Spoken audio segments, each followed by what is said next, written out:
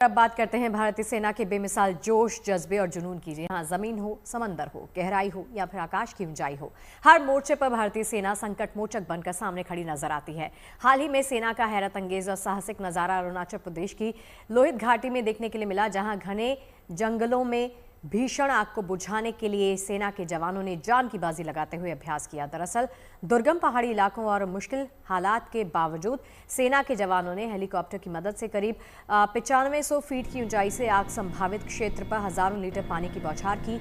ये बेहद जोखिम और चुनौती भरा काम है। दरअसल ये तैयारी उस मिशन की है जब कई 100 किलोमीटर तक जंगलों में आग लग जाती है। उस वक्त कैसे आग पर काबू पाया जाएगा, इसके लिए अरुणाचल प्रदेश की लोहित घाटी में एक अनोखा अभ्यास किया गया। 9500 फीट की ऊंचाई पर भारतीय वायुसेना के MI-17VS हेलीकॉप्टर्स ने जंगलों के ऊपर से 12,000 लीटर पानी गिराया। वायुसेना के MI-17V5 हेलीकॉप्टर ने इस अभ्यास को बेहद परफेक्शन के साथ अंजाम दिया। ये मुश्किल हालात में जिंदगी को बचाने की प्रैक्टिस थी।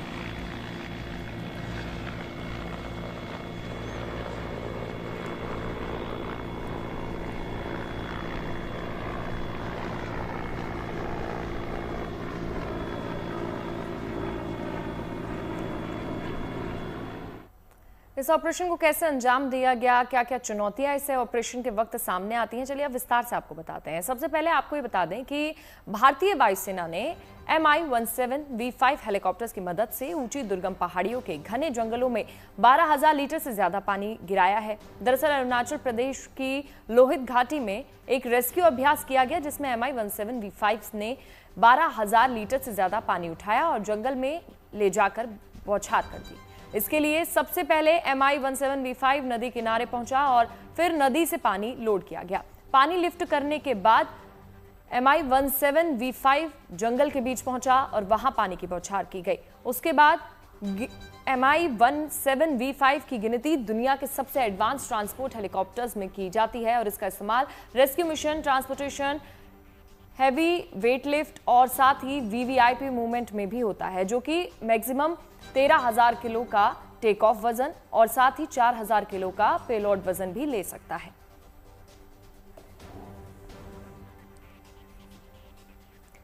मतलब इसका ये कि इस बार अगर गर्मियों में जंगल धधकते हैं तो हमारे जवानों की तैयारी फुल है। अब आग को फैलने से पहले ही खत्म किया जा सकेगा, वो भी बड़ी आसानी से।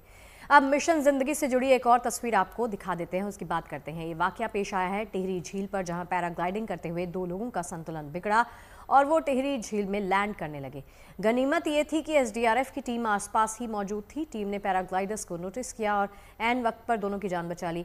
टिहरी झील से लगती हुई पहाड़ियों की वजह से कई बार तेज हवाएं मुसीबत का सबब बन जाती हैं। ऐसे हादसे पेश आते हैं, लेकिन बचाव कर्मियों की मुस्तैदी से मुश्किल हालात से जिंदगी आसानी से जीत गई।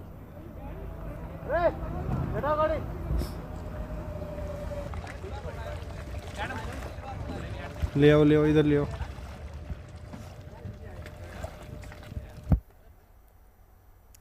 उत्तराखंड के औली में भारी बर्फबारी के बाद यहां की वादियां बर्फ की चादर में बिछी हुई नजर आ रही हैं।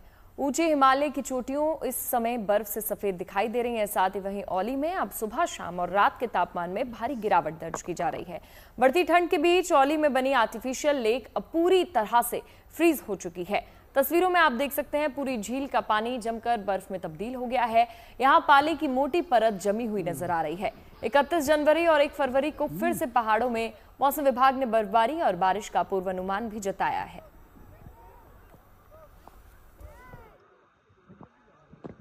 जमकर बर्फबारी हुई है, वहीं बर्फबारी के साथ ही जबरदस्त कड़ाके की ठंड यहाँ पे धूप ढलने के बाद शाम से सुबह तक देखने को मिल रही है। -5 से 6 डिग्री तक यहाँ तापमान लुढ़क रहा है। ऐसे में जो यहाँ पे आर्टिफिशियल लेक है, इसे देख सकते हैं। दोपहर की गुनगुनी धूप खिली हुई है, जबरदस्त गर्मी इस समय औली में हो रही है, लेकिन पूरी जो आर्टिफिशियल लेक है वो पूरी तरह से फ्रीज इस समय दिखाई दे रही है। जहाँ नज़र घुमाओ वहाँ सिर्फ जो पानी की बूंद बूंद है इस लेक की, वो यहाँ पे जमी हुई नजर आ रही है। ऐसे में पूरा जो ये लेक है या फिर यहाँ पे जो बहते पानी के झरने हैं, ये तमाम जगहों पे जो पानी है वो पूरी तरह से फ्रीज हो चुका है। इस समय ज़बरदस्त माइनस में यहाँ पे तापमान पहुँच रहा है। हालांकि दिन की गुनगुनी धूप में राहत मिलती है, लेकिन सुबह और शाम को जब धूप ढलती है उसके बाद ज़बरदस्त कड़ाके की ठंड यहाँ पे देखने को मिल रही है। आर्टिफिशियल लेक पूरी तरह से फ्रीज हो चुकी है। कमल सिलोड़ी, ओली। अब देखिए, पहाड़ों में बर्फबारी के बाद सैलानियों के पहुंचने का सिलसिला तो तेज हो गया है। हर कोई बर्फ से ढकी वादियों को देखने के लिए आ रहा है और माना जा रहा है कि फरवरी का आगाज भी बर्फबारी के साथ होगा। ऐसे में चमोली के पास औली स्टेशन में पर्यटकों की अच्छी खासी भीड़ देखी जा सकती है।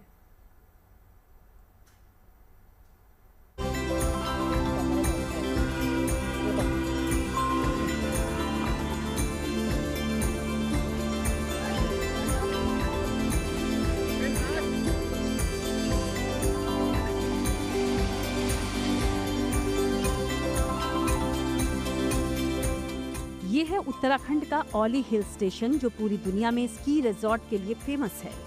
बर्फबारी के बाद यहाँ की रंगत बदली हुई है। हर तरफ सफेद चादर बिछी हुई है।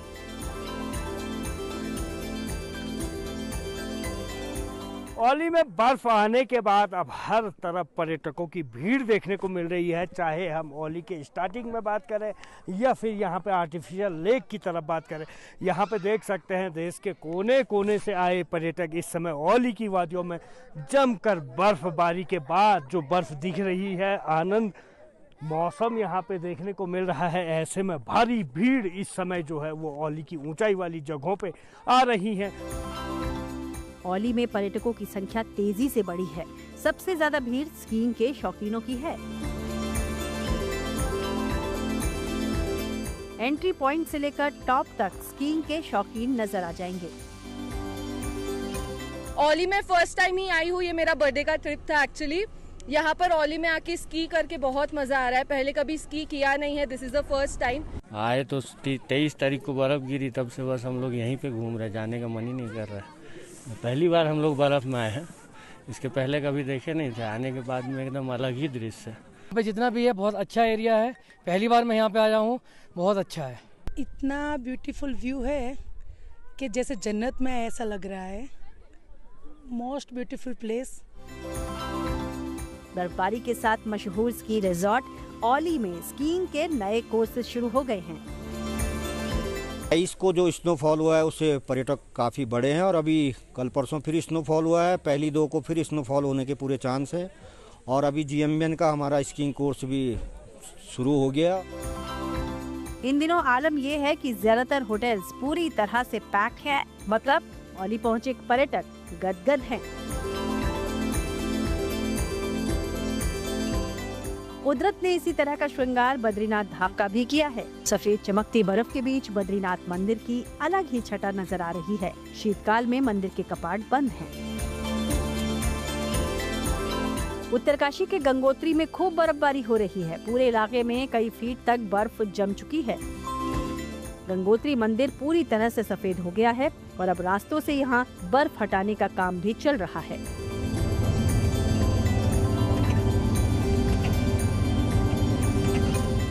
मौसम विभाग की माने तो आने वाले दिनों में एक नए वेस्टर्न डिस्टर्बेंस के एक्टिव होने की संभावना है, जिसका मतलब ये हुआ कि बर्फोत्सव इसी तरह जारी रहेगा।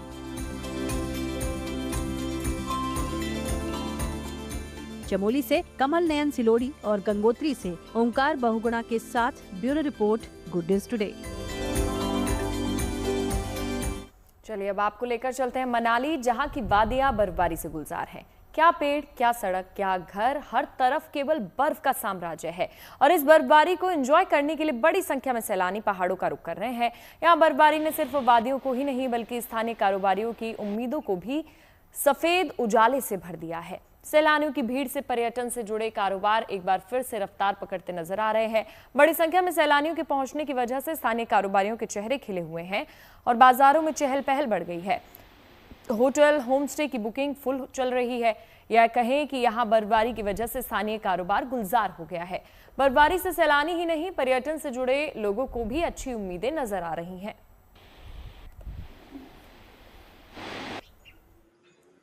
ठंड तो है, देखो उसका तो क्या ही कर सकते हैं, बट स्नो अच्छी है तो अच्छा मज़ा आ रहा है। 2-3 दिन पहले इंस्टाग्राम पे चल रहा था कि भाई बहुत ज़्यादा जाम है, अब ऐसा कुछ नहीं है। आप अपडेट देखो, आओ, कोई दिक्कत नहीं। अब इतनी बड़ी रोड भी क्लीन करा दी है गवर्नमेंट ने सारी।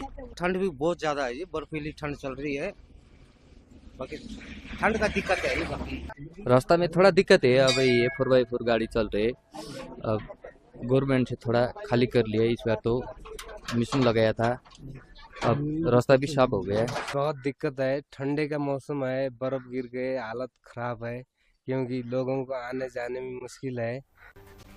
ब्रेक के बाद एक बार फिर से आप सभी का स्वागत है। हिमाचल प्रदेश के पहाड़ी इलाके का अब सीधा रुख करते हैं। यहाँ पर मनाली से चंबा तक, लाहौल स्पीति से किन्नौर तक सिर्फ बर्फ ही बर्फ नजर आ रही है।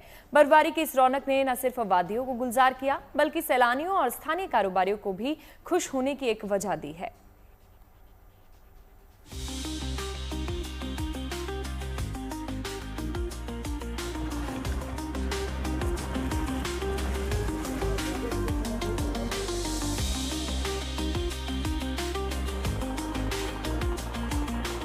इस बार देर से सही बर्फबारी होने से पहाड़ों की रंगत ही बदली हुई है। पिछले कुछ दिन से बारिश और भारी बर्फबारी सैलानियों को वादियों का दीदार करने के लिए खींच रही है। बर्फबारी की इस रौनक ने न सिर्फ हिमाचल प्रदेश की वादियों को गुलजार किया है, बल्कि यहाँ हर दिल को सुकून से भर दिया है। किसी जादुई दुनिया जैसा मनाली का ये नजारा लग रहा है, जहाँ बर्फबारी के बाद गलियों, घरों की छतों और ऊंची चोटियों पर बर्फ की मोटी मोटी परत जमी है। ऐसा लग रहा है कि मानो मनाली की खूबसूरती में 4 चांद लग गए हों। मनाली की इन्हीं दिलकश वादियों को करीब से निहारने के लिए पर्यटक हिमाचल प्रदेश का रुख कर रहे हैं। इतनी भारी संख्या में उमड़े सैलानियों को देख केवल मनाली के पर्यटन का ही नहीं, बल्कि और जगहों का पर्यटन व्यवसाय भी फल फूल रहा है। एक तरफ बर्फबारी खासकर सेब उगाने वाले किसानों के चेहरे खिला रही है, तो दूसरे लोकल व्यवसायियों का भी सैलानियों की लगातार आवक देख दिल खुश हो रहा है। हमारा फोटोग्राफी बिजनेस है और टूरिस्ट के ऊपर ही ज़्यादा डिपेंड है हम, क्योंकि जितना ज़्यादा टूरिस्ट आएंगे उतना ज़्यादा हमें भी अच्छा लगेगा और सैलानियों को भी बेस्ट लगता है। यहाँ मनाली में इतना ब्यूटी है, बहुत अच्छी लोकेशन है, यहाँ पर हर चीज़ का मज़ा है।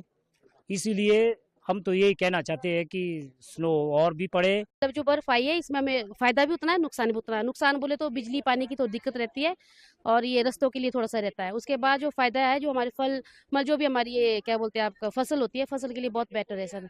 जो फिर उसके जितना बर्फ होगा सर उतना टूरिज्म के लिए भी बेटर है, हमारे लिए भी बेटर है। मतलब वहीं पर्यटकों के लिए तो ये दिलकश बर्फबारी किसी मनचाही मुराद के पूरा होने जैसी ही नजर आ रही है। बहुत अच्छे तरीके से एंजॉय कर रहे हैं खुलकर। बच्चों के साथ मैं आया था अपनी पूरी फैमिली के साथ और बहुत अच्छे से एंजॉय हो रहा है। मैंने बहुत कम सोचा था, लेकिन उस मेरे सोचने से भी 5-7 गुना और ज्यादा ही बर्फ मिला है। The first time I visited, there was no snow, but still I went to the peak and play along with my friend. The second time I went, yesterday I saw the snow. It was amazing. फिलहाल तो बर्फ की सफेद फाहों ने न केवल हिमाचल का श्रृंगार किया हुआ है, बल्कि मनाली जैसे कई और टूरिस्ट डेस्टिनेशन से जुड़े कारोबारियों के चेहरों को खिला दिया है। कुदरत ने आज हिमाचल के ऊंचे इलाकों को मानो विंटर वंडरलैंड बना दिया है, जिसका दिलकश और सुकून भरा नजारा सैलानियों के लिए किसी हसीन सपने जैसा ही है। Bureau report, good news today. चलिए अब आपको लेकर चलते हैं जम्मू कश्मीर के गांदरबल में, जहां जोजिला दर्रे पर जमी भारी बर्फ को अत्याधुनिक तकनीक का इस्तेमाल करते हुए हटाया जा रहा है। कड़ाके की ठंड और बेहद चुनौतीपूर्ण हालात के बावजूद यहां बॉर्डर रोड ऑर्गेनाइजेशन यानी BRO की टीमें दिन रात काम कर रही हैं ताकि श्रीनगर लेह राष्ट्रीय राजमार्ग को जल्द से जल्द यातायात के लिए खोल दिया जाए। आधुनिक स्नो कटर मशीनों और हाईटेक उपकरणों की मदद से जोजिला पास पर कई फीट मोटी बर्फ जम चुकी है, जिसको हटाने का काम जारी है। इस अभियान का मकसद न सिर्फ यातायात बहाल करना है, बल्कि सीमावर्ती इलाकों में रहने वाले लोगों और सुरक्षा बलों को जरूरी आपूर्ति सुनिश्चित करना भी है।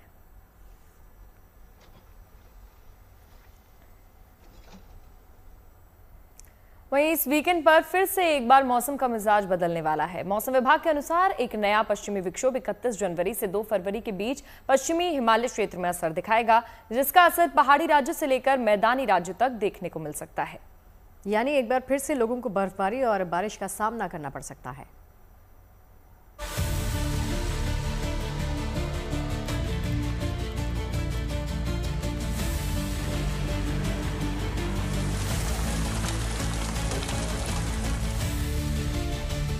पहाड़ों पर फिर से कुछ ऐसी ही बर्फबारी और मैदानी राज्यों में कुछ ऐसी ही बारिश एक बार फिर देखने को मिल सकती है, क्योंकि एक नया वेस्टर्न डिस्टर्बेंस पश्चिमी हिमालय रीजन में फिर से एक्टिव होने की संभावना है। मौसम विभाग का अनुमान है कि 31 जनवरी से 2 फरवरी के बीच नया पश्चिमी विक्षोभ आने वाला है, जिसके असर से पहाड़ों पर न सिर्फ फिर से बर्फबारी देखने को मिल सकती है, बल्कि मैदानी राज्यों में बारिश के रूप में इसका असर देखने को मिलेगा। हालांकि ये नया वेस्टर्न डिस्टर्बेंस पिछले 2 वेस्टर्न डिस्टर्बेंस के मुकाबले उतना ताकतवर बताया नहीं जा रहा है। दूसरा WD है 1 तारीख से। जी वो इतना ही असरदार? नहीं, इतना असरदार नहीं होगा। जो इससे पहले वाला था, जो 23 को जिसने बहुत ज़्यादा मात्रा में हैवी स्नोफॉल दिया, वो सबसे स्ट्रांग था, और ये स्लाइटली थोड़ा वीक है उसके कंपैरिजन में।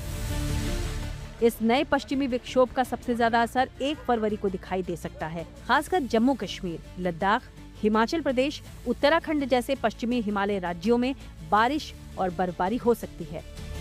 वहीं मैदानी क्षेत्रों की बात करें तो पंजाब, हरियाणा, दिल्ली, राजस्थान, उत्तर प्रदेश और उसके आसपास के मध्य भारत के कुछ हिस्सों में हल्की से मध्यम बारिश की संभावना जताई जा रही है। इस दौरान 30 से 40 किलोमीटर प्रति घंटा की रफ्तार से तेज हवाएं चलने का अलर्ट भी जारी किया गया है। उसके बाद फिर एक सिस्टम आ रहा है, तो हमारा अनुमान है कि 1 तारीख को स्पेसिफिकली, जो 31 को प्रभाव 30 से प्रभाव करेगा, 1 तारीख को हमारा अनुमान है कि फिर से प्लेन्स पे रेनफॉल एक्टिविटी हो सकता है। एनसीआर दिल्ली की बात करें, वहाँ भी लाइट रेनफॉल होने का अनुमान है, थंडरस्टॉर्म एक्टिविटी हो सकती है। मौसम विभाग की ओर से अपील की गई है कि अगर लोग 31 जनवरी से 2 फरवरी के बीच पहाड़ों पर जाने की तैयारी कर रहे हैं तो लोग खासा सावधानी बरतें, ताकि बारिश और बर्फबारी की वजह से परेशानी न उठानी पड़े। दिल्ली से मनीष चौरसिया के साथ bureau report, good news today. और चलिए अब बात एक ऐसी मशीन की जो किसी भी इंसानी शरीर में बीमार दिल ढूंढने में मदद करेगी। ठंडी और ऊंचाई वाली जगहों पर तैनात सैनिकों में हार्ट अटैक या कार्डियक अरेस्ट का खतरा दूसरों की तुलना में ज़्यादा होता है। हालांकि बायोफिट नाम की इस डिवाइस के लिए सिर्फ ब्लड सैंपल की ज़रूरत पड़ती है, जिसके ज़रिए ये एक साथ 3 बायोमोलिक्यूल्स को डिटेक्ट कर सकता है जो सीधे कार्डियक अरेस्ट से जुड़े होते हैं। अगर उन बायोमोलिक्यूल्स की मात्रा प्रिस्क्राइब्ड लेवल से ज़्यादा है तो कार्डियक अरेस्ट की आशंका ज़्यादा होती है, यानी -50 डिग्री टेम्परेचर में सैनिकों के लिए बायोफिट रक्षा कवच की तरह काम कर सकता है।